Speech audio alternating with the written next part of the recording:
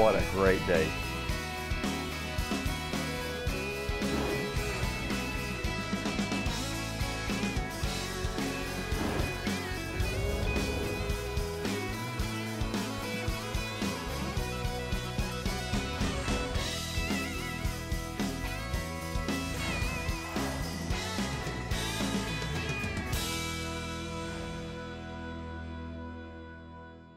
When August is winding down and Labor Day's on the calendar, man, I am amped up about the upcoming bow season. I mean, it's been since January since I've been in a tree stand. You've gone for several months there without hunting, and to me, as I get closer to that time, what I call the fever starts. The early season hunting is a lot of fun because, you know, you hadn't deer hunted in several months, and so, you know, through the course of the summer, you're working on food plots, you got trail cameras out. Watching as many hunting shows as possible. I have been practicing with my bow. But this is the time of year I drag out the 3D target. I stop shooting from just on the ground. I start getting up on the deck, put the ladder stand up in the yard. And now it's almost time to get back in that tree and wait for that big buck to come in. And you hope he's going to come in on opening day. When I'm getting ready to go bow hunting and the season's counting down, the clock is running, it's going through my mind, I better do my last minute preparation, tune up, and be ready for the challenge, and to understand my weapon completely, not just a little bit. I want to know my 60-yard pin, my 50-yard pin. I want to be dead on. I air out all my equipment, make sure that all my clothes have been washed in scent-free detergent, and I go through all the equipment and make sure everything works right, make sure I've got fresh batteries in the rangefinder.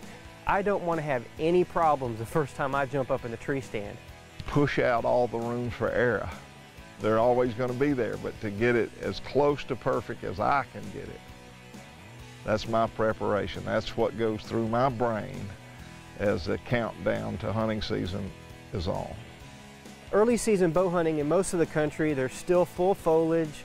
It's usually pretty warm, and because of that, the deer activity is reduced significantly during the daylight hours. There's a lot of excitement, you know, hoping that you may get an opportunity at a big buck that first couple weeks of season when they're kind of on that summer pattern, and, you know, catch them while they're, you know, maybe their guard's still down, still in bachelor groups. You know, they're not on the mailing list for the Department of Natural Resources. They don't know when season starts. And so for a few days, we have that advantage.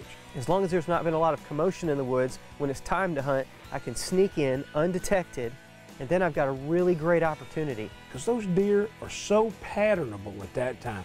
I mean, that buck is going to pass that oak tree at 4:30 just about every day. When you get him patterned before the season starts, you get in that stand, you're going to have some great opportunities. Find the food sources and you're going to find the deer. That is the key to success. Food source equals deer. Just sitting there in the anticipation, knowing that that deer's been coming out there every afternoon into that bean field or alfalfa field, and just, you know, wondering, man, is he going to come on the same path? Is he going to be on the other side of the field today? Is he going to be on our side? It is just so great to get out there after such a long wait that it's a special time. Opening day, Indiana. There's just enough of a nip in the air that I can see my breath. You know, it's really quiet. I'm not hearing any birds or anything, but I know that the bucks are going to be moving. I know the deer are going to be moving. This is what we're waiting for.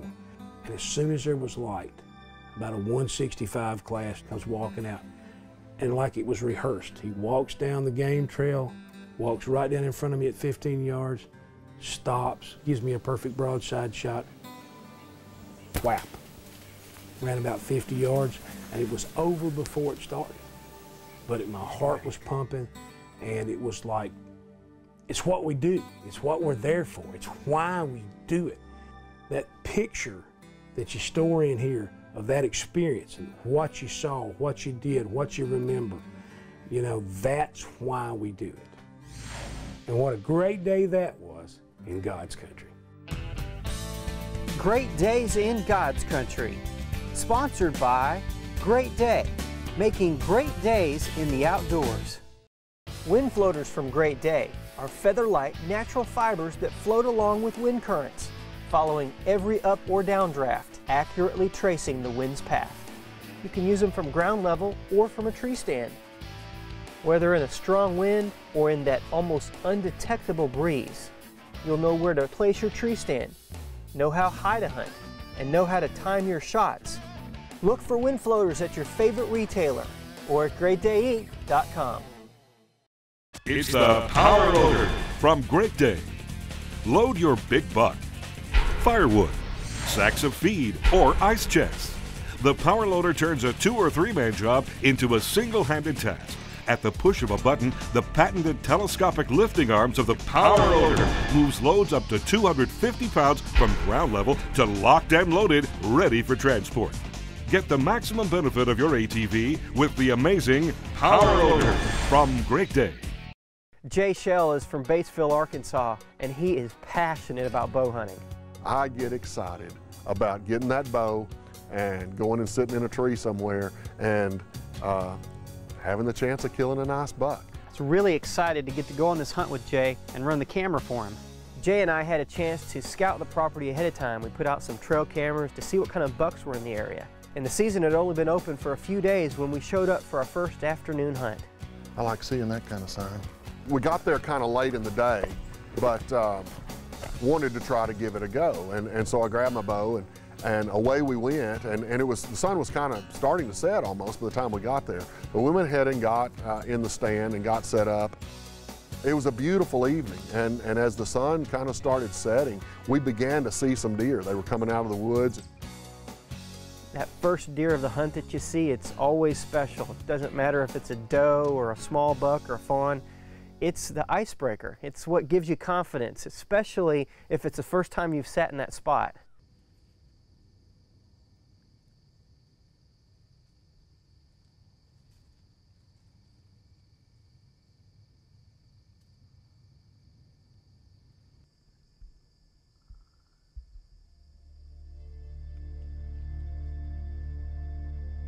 We were set up about 50 yards inside the woods off of the food plot.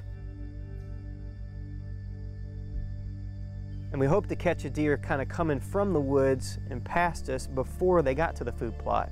Of course, you know how that happens. Sometimes they come from the other way. As it got later and later that afternoon, the sun started getting below the top of the ridge. A really nice 9-point came out on the other side of the food plot and started making his way toward us.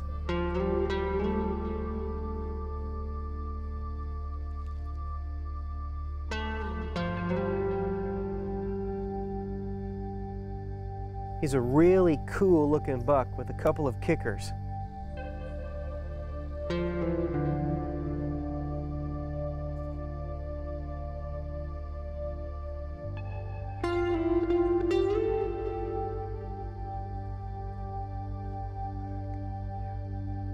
As he began working his way toward us down the edge of that food plot, it looked like he was going to come down the trail we were actually sitting on. And then all of a sudden, what in the world? I mean, he just vapor locked. I have no idea what the problem was. I mean, we had a perfect wind. The wind was actually blowing from him to us, so who knows what's going on. But for some reason, he did an about face and headed back the other way. And that was our chance for the first afternoon. But it was exciting to be in a place where I saw a really nice buck, one that I would have felt good about taking. Not even getting a shot at that deer makes that day in the woods better than any day in the office, I'm telling you. Hello, I'm Chef Paul with Wild Cooking. Let me tell you, I get an awful lot of questions.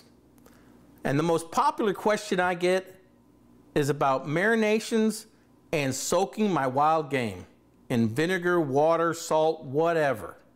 Well, I'm here to tell you what, I don't do any of that. I don't soak in water and salt and vinegar. I don't put my duck breast in milk. I don't put my elk meat or venison in a salted water overnight or in the refrigerator. All I do is I take a little salt and pepper, or I use some of the wild cooking rubs that I have, a little olive oil. I get the pan the right temperature. I cook to the proper temperature. One of the things that people don't do about game is they cook it overdone. They'll cook things past medium. I wouldn't cook any game past medium. And that's going to help on the flavor. It's going to help on the moisture content. You don't need the marinades. You don't need the salt water. Tell me, would you go to the store and buy a ribeye or a New York strip steak and come home and stick it in salt water overnight to draw out the blood or to make it more moist? I don't think so. And I'm here to tell you, you don't need to do it with game. If you really want to do it right, make sure it's handled properly, thawed properly, a little salt and pepper, maybe some wild cooking spice rubs, proper temperature, maybe a little bit of sauce, which we'll teach you some sauces. And that's all you need to make your great game taste great. This is Chef Paul making it easy for you. And I'll see you next time on Wild Cooking. It's the Plot Pro spraying systems from Great Day. The Plot Pro spraying system is a revolutionary solution to small-scale spraying, ideal for use around the farm, ranch, business, home, or hunting lease. The Plot Pro units are designed to conveniently strap to an ATV rack or mount to the cargo beds of a UTV or a truck. The Plot Pro is a complete system, including the corrosion-proof polyethylene tank, a choice of 1.8 or 2.8 gallon per minute SureFlow pump, the amazing Boominator boomless spray tip, and a sturdy metal adjustable hand wand. The single boomless tip delivers coverage up to 25 feet wide, eliminating the need for awkward booms that are difficult to maneuver in close areas. Great Day offers Plot Pro systems with 15, 25, or 40 gallon tank sizes. So if you have the need for small scale spraying, get the Plot Pro spraying system from Great Day.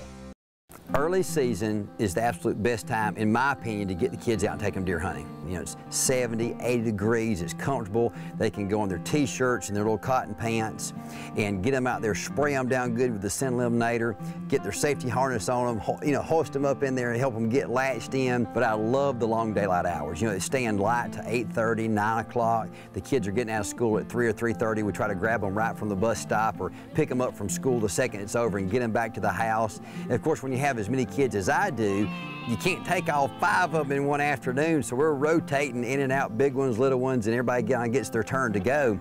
But that's what's so great about early season like that. You've got, like, you know, pretty much 3.5 hours to go hunt. So by the time they get out of school is the time I would normally be trying to get to the tree stand anyway. My earliest memory is going with Dad and him actually be hunting and him sitting beside me shooting, and I'd be as just a little kid sitting beside him in that tree stand, and that's probably my earliest memory going hunting.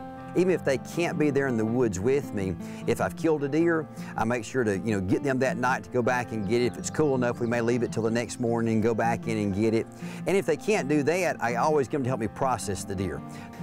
The thing I love about early season is being able to get the kids out there and enjoy just a great day in God's country with them, talk about things that they would never talk with you about at the mall or the movie theater. It's comfortable temperature-wise. It's just a great time to be out in nature. It gets you out into a place where God has told us to have dominion. Rule with responsibility. It doesn't have to be about killing something, about killing the turkey or the deer or the quail that you're hunting. It has to do with the quality time that you're getting to spend with your family or your friends, whoever you're hunting with, and being able to see God's creation. Going in outdoors, there's nothing to get you into, wow, there's got to be a God, than looking at just His beautiful creation and what an imagination that God has. By them actually seeing those critters shot, it lets them have a true perception of what physical death is. And they realize that that critter's not going to get up and run back up the tree. It's not going to run back out through the bushes. It's not going to fly back out through the sky. And they get a true perception of what it means to physically die, so that they then can understand the concept of spiritual death. And I'm able to explain that to them from God's Word and share with them the good news about Jesus Christ. I'm blessed to have a dad that is willing to take not just me, but all my siblings hunting, even if that means take all of us at once or just me, because I think that spending one-on-one time going to eat or either just going hunting is completely different. Even if you're being completely quiet, I think that's different quality time than doing something else with your dad. I probably wouldn't even shoot a bow right now if it wasn't for my dad. And I've been phenomenally blessed to have a father that is as into the outdoors as he is, and to be able to get me into the outdoors. Through scouting a few days before, Jay and I found this really, really great spot. It's at the edge of their bedding area, and it's actually a travel corridor from feeding to bedding, but right there at the edge of their bedding. We got some really great pictures and video off of our Leaf River cameras from the days before, and so we were really excited about this spot. It's kind of one of those dicey spots that you really only want to try to go to one time, and you got to do it right. The wind's got to be right, but when you know where they're bedding, and you can get in there before they get there, boy, you've got a really good opportunity. So this next morning, we looked at the weather and we saw that the wind was going to be absolutely perfect for hunting that stand. We decided we needed to get in there early, take advantage of the wind while we had it, because we didn't think we were going to have it anymore. Walk in, get set up real early so our scent leaves the area, be set up, be ready for the deer. It's a good morning. Every time I'm sneaking in the woods before daylight, I'm always trying to be really, really quiet. I try to walk really slow because I don't want to make a lot of commotion in the woods, but inevitably I'm going to step on a twig and pop, you know, kick a rock over, brush up against a dead tree or a limb on a tree that pops and falls off and hits the ground. You just cringe because the woods are so quiet.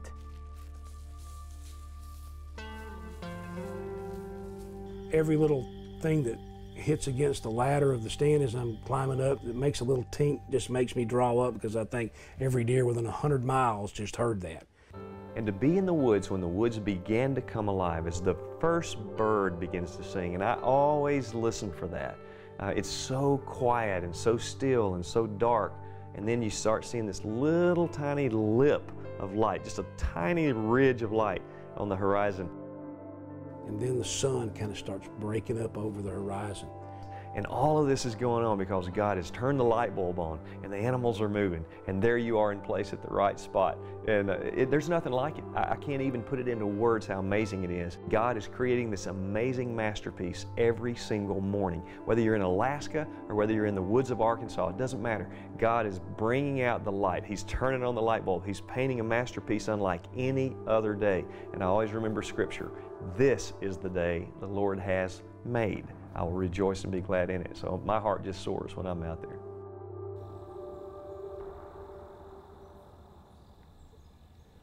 Boy, the woods are pretty this morning.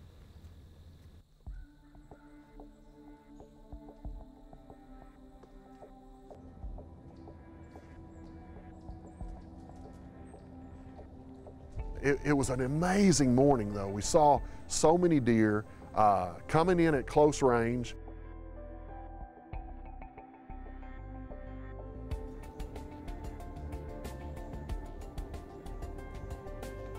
Finally, about 75 yards up the hill, I saw movement in the brush. There's a deer right up there, coming down the hill toward us. There's a big mature deer.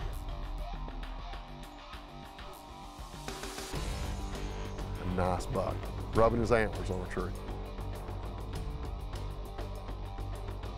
Now we're getting pumped because all this work, getting up early, is paying off, we think. And so we watched him for a little while. This was a big body deer. You could tell he was a mature buck. You talk about getting us pumped. We were excited. I mean, we're seeing this happen, and you don't see that very often. It didn't take long. He started coming down the trail.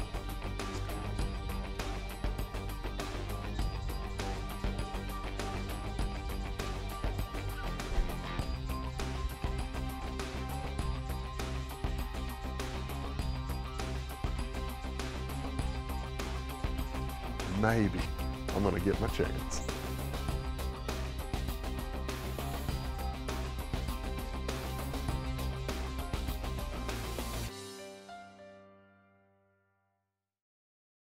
It's the Quick Draw overhead mounting system from Great Day, with models for your gun or bow to provide easy access and safe transport while in your UTV. The unique mounting system installs in minutes with no drilling or bolting. The bow model has 2 soft cushion cradles to stabilize your bow. The gun model employs soft rubber gun clips for handling 2 guns securely. Look for the Quick Draw UTV overhead gun rack or bow rack at your favorite retailer or at greatdayinc.com. Pretty bad at hunting deer. Attention hunters, the 3-CD set from Bad Bob and Jimmy. Over 30 tracks of hilarious, funny hunting songs. Songs like He's brown, he's down. And Got a brand new deer stand. And of course, 'Cause I hunt deer in posted places. get yours today at funnyhuntingsongs.com or call the number on your screen. That's funnyhuntingsongs.com. Great Days in God's Country, sponsored by Great Day, making great days in the outdoors. It didn't take long. He started coming down the trail. Coming this way.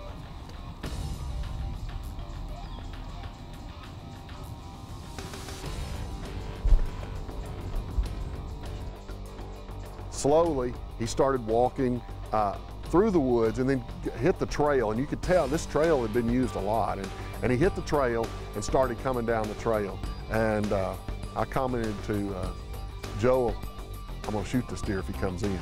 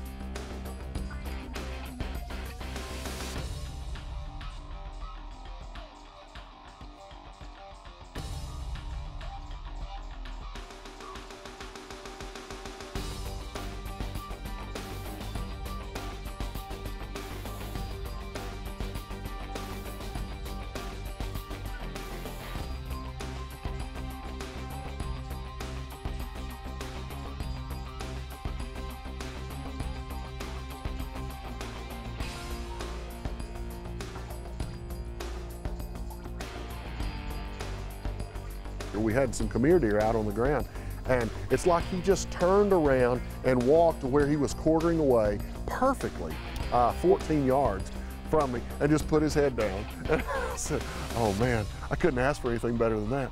But we had another deer over to the side angling toward us, and I didn't feel like I could move without spooking that deer.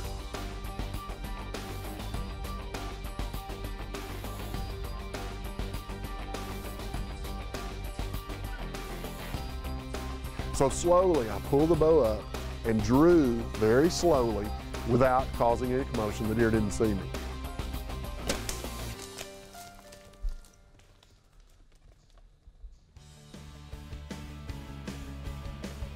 Man, he took off up the hill and it veered off the trail, went down. We had our buck.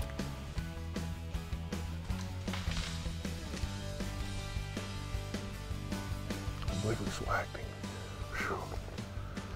Man, we were excited. And this was the buck I'd been waiting for. There he is. All right.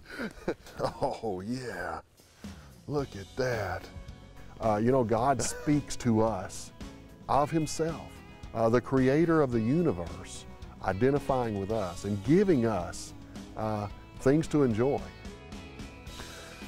You just get out in God's creation and see stuff like this and the beautiful morning we had, and you just say, thank you, Lord, for giving us a wonderful day.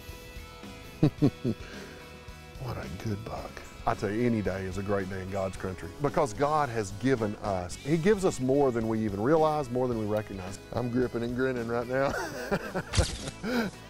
He looks good. Look at this forked brow. The excitement of seeing a whitetail deer that I've been dreaming about for years and years and years coming down the trail. This day was a great day in God's country for me. Wow, what a great day. That's an awesome hunt and a great deer, Jay. Well, we're so glad that you've joined us this week for Great Days in God's Country. And I'm wondering, what's a great day in God's country to you? Well, you can tell us about it by going to our website at greatdaysingodscountry.com or our Facebook page. You can tell us there. Until next time, I'm Joel Strickland. God bless, and make it a great day.